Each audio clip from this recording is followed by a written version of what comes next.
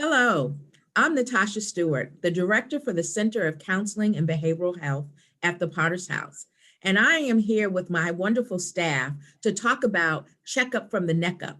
That is our theme at the Counseling Center, because so many times we are aware of the things that go on in our physical body, like high blood pressure, diabetes, high cholesterol, eating right, diet, but we really don't take time to do a checkup from the neck up, meaning what is going on with our mind and our emotional health and our emotional wellness. So today I have invited my staff to dialogue so we can have open, honest, transparent communication about mental health and what that looks like. So I'm going to start with Ricky and ask him to talk about being an African-American male in this climate, because during the pandemic, our clientele for African-American males went up by 30%. So let's dive into that and figure out why that happened.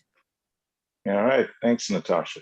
Now, I think the reason for that boost, and I'm going to speak from my perspective as a counselor and also as an African-American male, I could see that there were three reasons. On the personal front, we were all just going through the pandemic, just not knowing, not having enough information. The world stopped on just one day we're told to go home. So there was a lot of uncertainty there and just trying to figure out. So the unknown, that was just causing enough stress. And then you got some who were heads of households. Now you got families coming to you and asking questions about what's going on, what we need to know. And parents became teachers overnight. And we had to all sit in the house and kind of work together just on a whim. But I think the biggest thing that happened as a pandemic forced us all to stop, we transitioned into the George Floyd situation that happened. And in that event, it was geared towards Black males. And we started to feel like there's a target behind our backs. And I would even think about Ahmaud Arbery as well. So now that increased the stress on issues. And I would actually think of it as if it just ripped a 400-year-old Band-Aid and brought it to the forefront. And now we don't have our normal distractions to sit around and distract us, but we had to watch it and we had to feel it. And it was starting to create all different types of fears and questions. And we just felt overwhelmed and not knowing where to turn and what to look for. So therapy was the only next natural step that we had as African-American males, because the barbershop was closed, all the things we normally do, and our friends were also going through it, so no one was exempt. So we needed somebody professional help because the stress was a lot in this case. Wow, that makes Yeah. sense. So Kendall, somebody may be watching and listening to this conversation and they don't really understand what mental health is, what therapy is. Can you break that down for us and explain that to us? Absolutely. Thank you, Natasha. Mental health is what you think, what you feel, and how you behave. So basically, what you think is going to determine how you behave. And when we're talking about mental health, it's so imperative and critical at this time to think about how am I thinking, how am I feeling, and how am I behaving according to this pandemic. And our emotional wellness, how that connects to our mental health, because it's about how you feel. And if you are aware of how you feel, then you can check in on how am I behaving, because it's connected. And so determining how you think, how you feel, and how you behave, that's your mental health. And so really then we all have mental health. We may not all have a mental illness, but we all have mental health, just like we all have physical health. And that's why it's important to have that checkup from the neck up to kind of just gauge where we're feeling. And there's something going around on the internet right now that says, feel your feelings. And I think a lot of times, especially in the faith-based community, we're not allowed to feel our feelings. We're only allowed to experience joy or happiness or peace. So Gwendolyn, talk to me, how important is faith and mental health, and how do they intersect? How do they go together? Faith is very, very important to mental health, because when we consider who God is to us, it affects how we feel about ourselves. If I know God is pleased with my life, then I can have a good day. if when we consider our existence, was I born for a purpose? Am I here for a reason? Is there a plan for my life? When we look at all of those things, it affects how we go about our life. If I don't feel there's a plan for my life, or that I'm not here for a reason, then hopelessness sets in, desperation sets in, discouragement sets in. So faith is very important to how we feel about our lives. And that there's a plan for our life. And so when we're talking about mental health, then faith is a very important aspect to consider.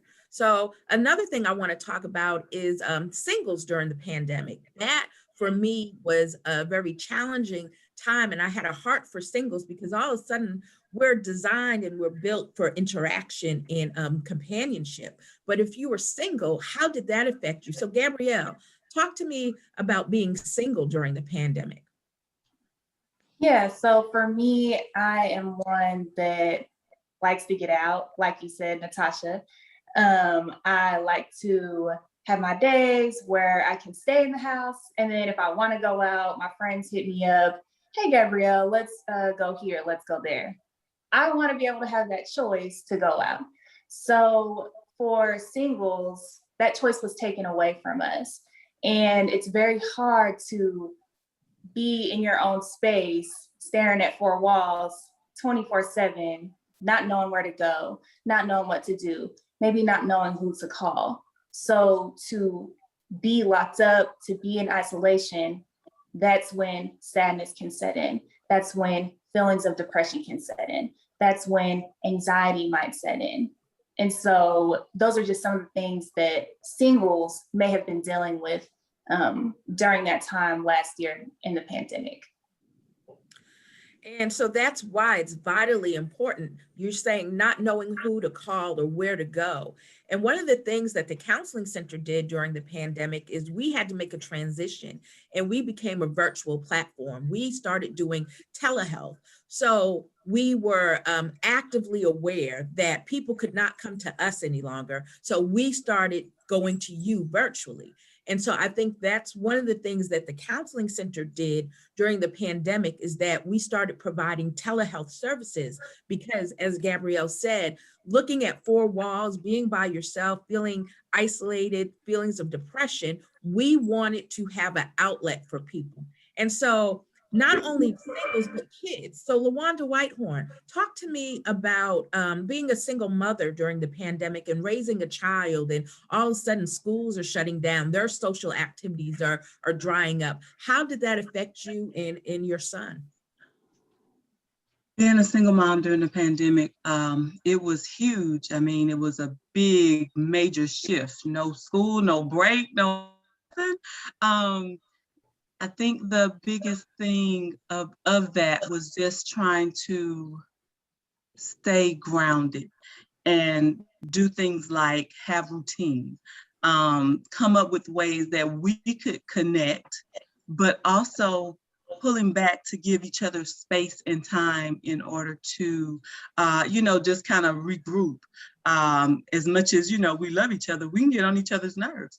And so just the space, but then coming back together, spending time together. I know that the pandemic was a tough time, but it gave us a time to bond. Actually, we started doing game night and cooking dinner together, going for walks. So I think that it was good just to kind of make the best out of a tough situation.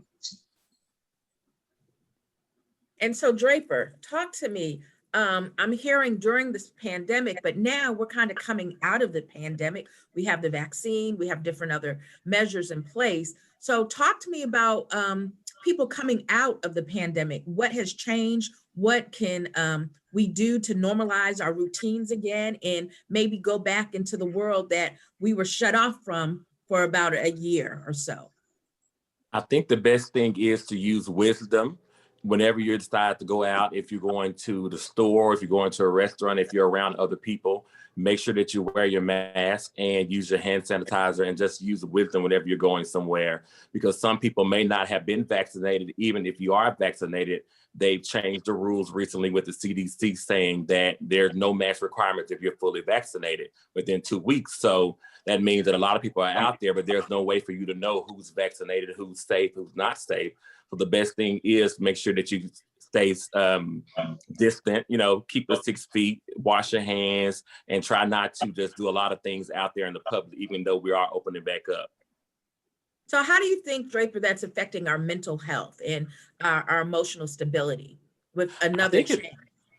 I think it's affecting our mental health because it causes a lot of anxiety, because you don't know, I had COVID personally myself, and I didn't know how I got it, when I got it, and where I got it. I just knew that I had it and started experiencing symptoms. So I just remember going to the gas station and going to the grocery store. And so not knowing where it came from made me be even more aware now. So pay more attention to what you're doing, pay more attention to what you're picking up, pay more attention to who you're around, because people may have symptoms and they may not have symptoms. I think that's the scariest thing about COVID, is just making sure that you're protecting yourself as well as protecting others. Thank you. And during this season, we know there was so much loss. We know there were loss of loved ones, of dear friends, family members, loss of employment, loss of housing. There were so many losses. And so, Shari, if you wouldn't mind sharing, tell us how this affected you during this time. Absolutely. So just in a moment of transparency, as you all know, I lost my mom in March of 2020 during the pandemic. Such a major loss in my life. I've experienced losses before with other family members, prior to the pandemic, but having to operate during the pandemic with all of the shutdowns and travel restrictions, how I had to do her burial and crematory had changed. The rules of the game had changed just in that moment of being in the pandemic. And so, like hundreds of thousands of other families, I too found myself in a state of, how do I mourn? How do I express my grief? How do I bury my loved one and celebrate them in a way that's honorable, but yet still following all the restrictions? So it was a major pivot for me and my family. We had to be creative. My mom lived in New York City, which is where I was born and raised. And so during that time in March, New York City was the epicenter of the pandemic. So there was a travel ban. They were not allowing anyone from other states to come into New York. So for months, I was not able to travel. And so I found myself in my home here in Texas, planning her services, finalizing her business affairs, right from my home here. That took a toll on me mentally, because normally, the family gets together, you have that close distance support, that physical touch. All of that was removed in the pandemic. So I had to then be strategic in how I handled everything. And so it was a major shift, how I had to, handle her affairs. Ultimately, I was able to finally travel and do what I needed to do and, make it to New York City. But the bulk of what I did was sitting in my home in Texas as I, concluded her matters. So that was a pretty difficult time. And so, sometimes, depression can set in, sadness, loss of, your loved one, whether it's, employment, as you said, but, you have to be able to get through it and manage, your emotions. So I think that was helpful for me. I had a great support system in terms of family and friends. What are some tips or skill sets that you can share with people that you use during this time, in such a personal time, such a hard time? Because once again, just because we're in this profession, we're not immune to life. We're not immune to challenges. And I know even during this time, with having kids that are grown and living elsewhere, I made them come home. I had an increase in anxiety because I couldn't control this. I didn't know what was going on. I didn't know if I could keep them safe remotely. And so I had them come home. These are grown children, and they did. But I realized my anxiety was spilling over to them. And so I had to realize I was not okay. And I had to make some adjustments. And I even started talking to a therapist to make sure that my anxiety stayed healthy, being cautious, but not being afraid. So in all that you had to deal with, and this is a group question, what are some of the skills that you employed as therapists to help you stay mentally grounded during this time with all the challenges that we faced? I'll Well, one of the, start. Oh, sorry, Kendall. Would you like to go ahead, Kendall, and I'll come after you?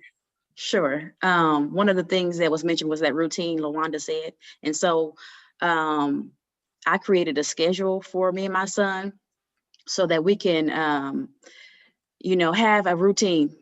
And the schedule would allow us to have really structure, because what happens when we went home and said, let's work from home, we started waking up later because it was just school from home, work from home. So we'd wake up later, and then we'd be rushing and not getting all of the things that we would, all of the steps in that we normally have, because we were just at home and it was just so comfortable. So I just decided to put in a schedule. But also the schedule was for me to, as LaWanda said, take breaks and make sure that I was okay. Checking in on myself from time to time, making sure that I would get self-care in, and make sure that it was just a lifestyle and not something that I would do just every now and then, but make sure that I implemented it weekly. And so that routine daily with my son and then my own self-care was essential for me to be okay when I wasn't okay, and to make sure that I was doing that daily checking in. Thank you. That's really good, Kendall.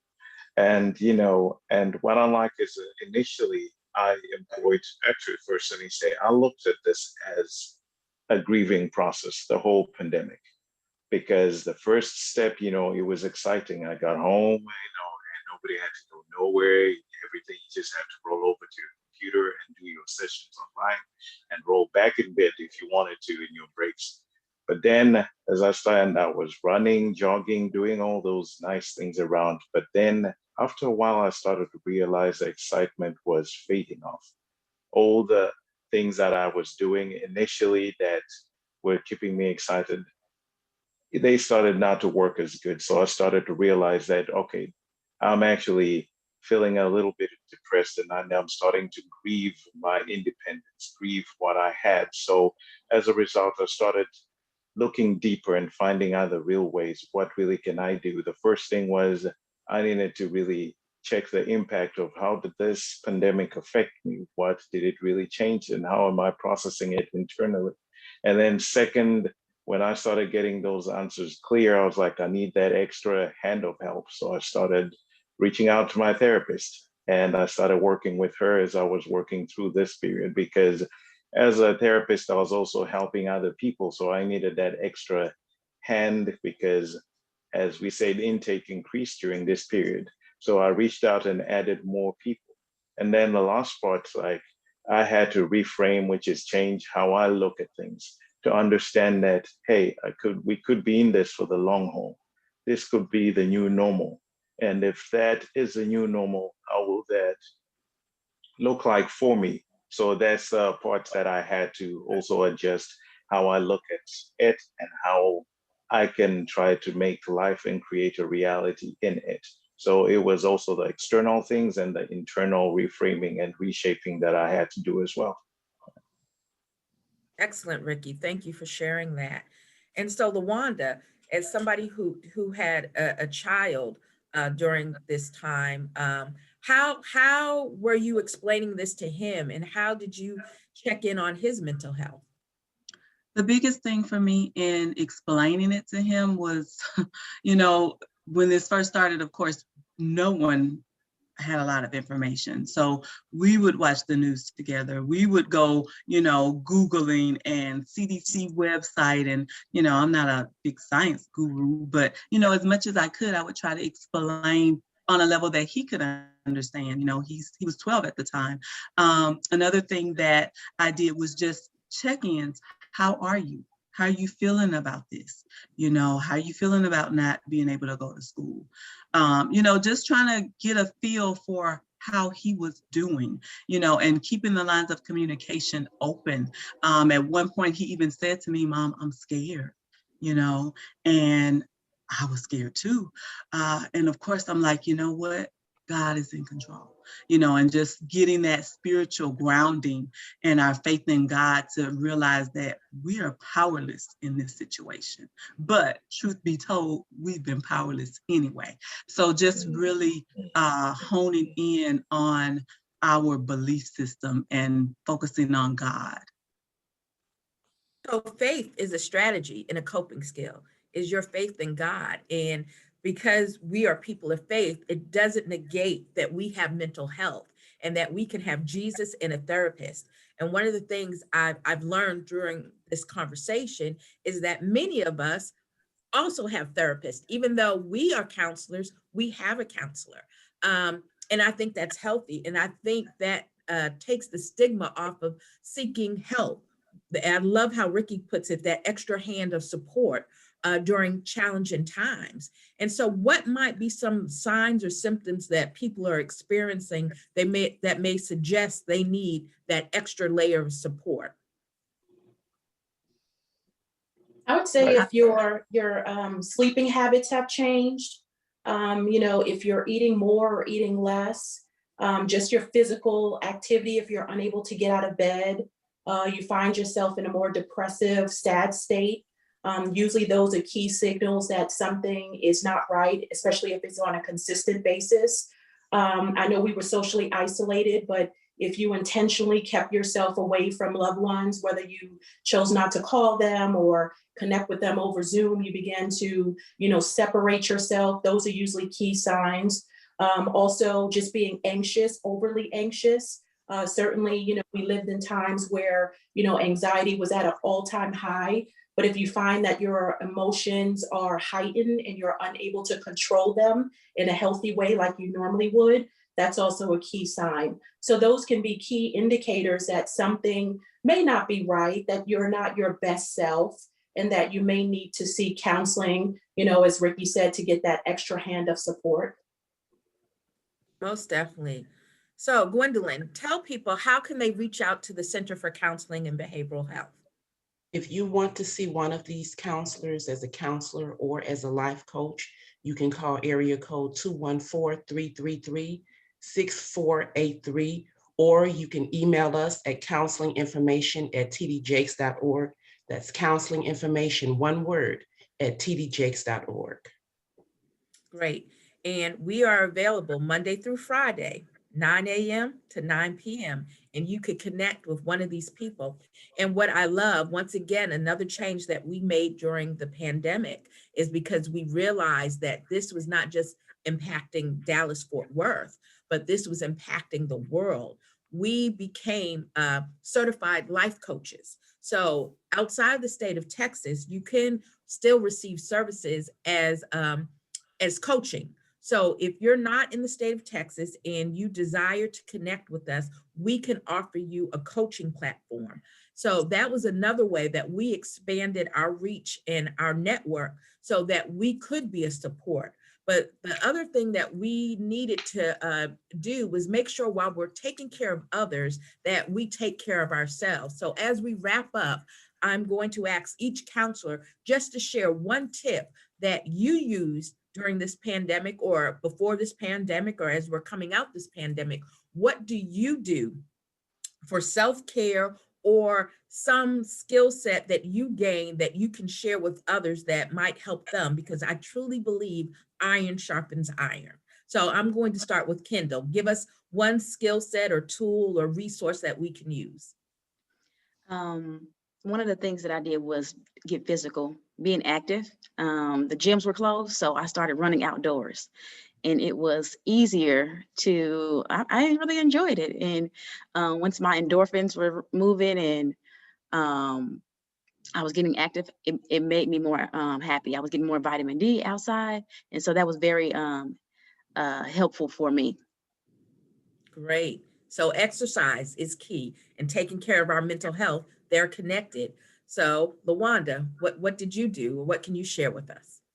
One good thing that I did that just kind of took me away from everything that was going on was I would listen to podcasts and I would read. That just gave me a great escape.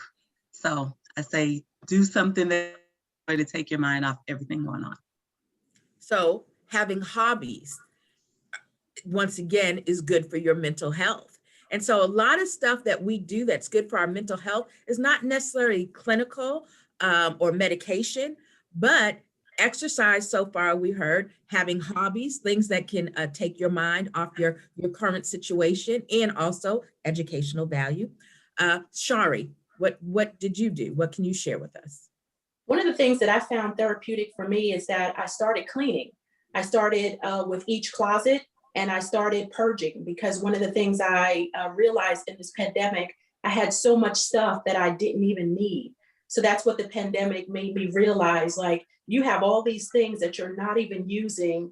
Let it be a blessing to someone else. So I took a closet at a time, and I donated a lot of clothes. I gave away things. And so that was therapeutic for me to help somebody else in these times who were, less fortunate than I. Excellent. I love that. Organization.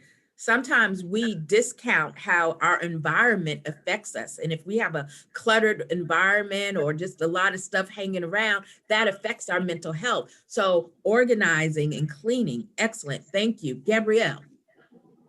For me, it was staying connected. It is very easy to, once again, be isolated, but then to just stop checking in with friends and family members. So having those Zoom parties or the house party app, making sure that I contacted my friends and family, just checking in on them, just having regular conversation was very helpful for me. And so coming out of it, I want to make sure I'm still doing that exact same thing. So now the world's opening up, restaurants are opening up, the old spots you used to hang out are opening up. So making sure that I check the daily events online, checking in with friends to see where they're hanging out tonight. Just making sure that you are still with your friends and family beforehand and then post-pandemic. Yes, once again, we're designed for connection. And so during this pandemic, we had to learn how to connect in a new way through Zoom, through social media, different outlets. And so once again, very simple things that we're talking about: exercise and diet, being connected to others, being organized, having routines. Gwendolyn, what can you share with us? For me, I had to consciously and intentionally center myself. If you're a parent or a spouse, you are a nurturer inherently. You nurture other people and you put other people first. But if you're not taking care of yourself, how can you take care of your children? How can you take care of a parent or a spouse? How can you do those things if you're not caring for yourself? So for me, I got up extra early in the morning for my prayer time, to go walking, to meditate. And from those places, I was centered and strengthened, and I was able to pour from the overflow of centering myself. I love that, centering yourself. And if you're the foundation, if the foundation cracks, then everything attached to it is going to be shaky. So once again, self-care is not selfishness, but it's vital for you to continue doing all the different things that you do. Ricky. I think the greatest thing for me is I reconnected with myself, because during the normal time, the running up and down and all that, there is a tendency to disconnect with yourself. So through reconnection, I got back to eating what I liked. I got to understand where I am or who I am, what I want at the age that I am, and reconnect with my family. And I did something that I normally don't do, like sit down and talk to my neighbors. We all had those lawn chairs talking from a distance, and I got to know the people that live around me. And I've lived in there for almost 5 years, and we had never met, some of us. So that was good, and to learn about them. And my favorite thing, I got to walk around water. I love water. It just refreshes my soul. It just does something. So those are the things that kind of turn the tide and to establish routines outside of work. Excellent. Once again, the power and the importance of connection. Draper?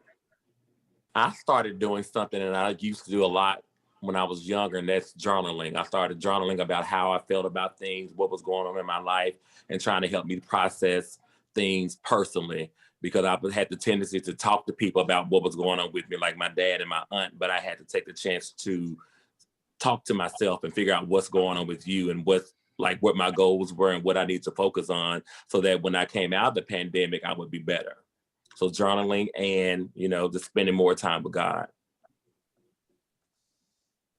Well, thank you for allowing us to have this transparent conversation with you. And I hope that you were able to look at this and know that we're human and that we need support and that we had to come up with strategies and coping skills. And so once again, everything that was talked about on this call, in this conversation, has to do with our mental health, because our mental health is how we relate to the world around us. So if you can identify with any of this and you say, maybe this is something I need to do, once again, we are available to you, the Center for Counseling and Behavioral Health at the Potter's House, virtually. We can come to you virtually. So give us a call at 214-333-6483, or send us an email at counselinginformation, one word, counselinginformation@tdjakes.org.